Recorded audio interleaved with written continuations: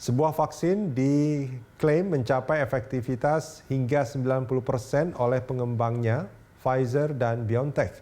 Namun vaksin dikhawatirkan akan sulit diakses negara berkembang karena butuh penanganan khusus. Ikuti liputan VOA.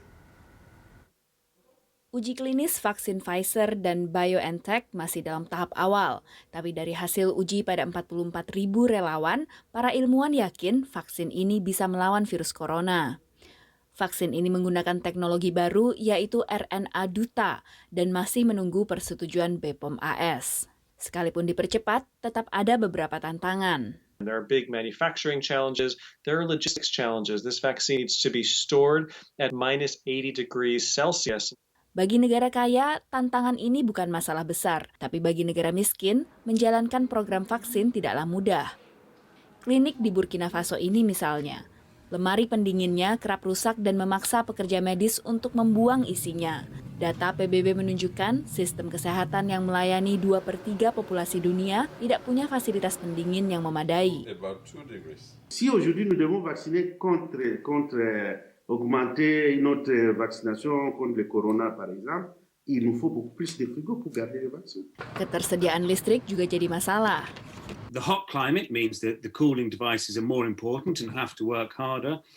It's a lack of electricity. It's developing economy. So if you look in a number of these markets, you can find areas where countries where perhaps 30-40% of the health centers don't have access to electricity. Tahun 2019 lalu, UNICEF, organisasi PBB yang berfokus pada anak-anak, menggelontorkan 85 juta dolar Amerika untuk alat pendingin bertenaga surya di Afrika dan Asia. UNICEF juga menyimpan stok alat suntik dan mengembangkan penyimpanan pendingin serta sistem transportasi mengantisipasi persetujuan vaksin. Selain itu, perlu pendekatan komunitas untuk meyakinkan warga bahwa vaksin aman. Food and Drug Administration atau BPOM AS mengharuskan tingkat efektivitas vaksin mencapai 50% untuk bisa disetujui dan dipasarkan ke masyarakat luas. Jika vaksin milik Pfizer dan BioNTech ini disetujui untuk dipasarkan, BPOM AS dan Pusat Pengendalian Penyakit Menular akan melakukan pemantauan selama 2 tahun sejak tanggal vaksin. Sedikitnya ada 53 vaksin pada tahap uji klinis dalam perlombaan global untuk menemukan vaksin virus corona yang aman. Ada pula kekhawatiran akan nasionalisme vaksin yang memungkinkan negara-negara kaya membeli semua vaksin untuk warganya.